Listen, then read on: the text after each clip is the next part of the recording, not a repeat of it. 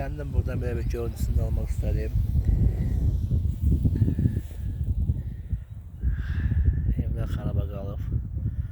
Orada göstərilən işıq olmasıdır. Bax görürsünüz, Köbükdən evlər çox adam deyir ki, sizin evləriniz yerdən həyat ev olur. Xazda evlərin hasarları qalıbdır. Yəni bu görsənir ki, evlərimiz daşdan olub. Məktəbimiz, məktəbimiz 2 mərtəbəli. Biz məktəbi Sağcılıq Sovetlər dönəmində birinci mərtəbə torpaqla doldurulub ki, icazə verilməyib ki, dəniz seviyəsindən çox yuxarıda yüksək. Neyse, arada qalıb.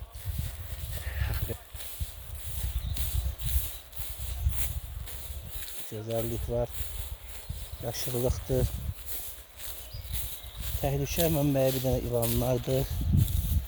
Bir də ayıdır.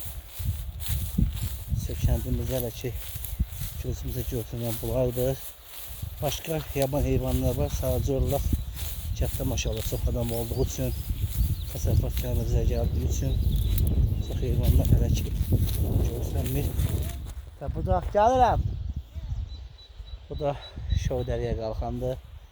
Buradan sola dönüb, sağa dönüb gedirik. Mənim ata-baba yurdum olan rəhmətli Həsən babamın, Hüseyin babamın Xeyləsən Salasın dönəmin böyük zəhmət olduğu əraziyə, evlərə. Qarşıdan gedən Ələməmdi bizə bələdçilik edir. Uzun illərdir kəndimizə gəlib gedir. O da Ramin müəllimdir. Baxşıbel sakindir. Bəli.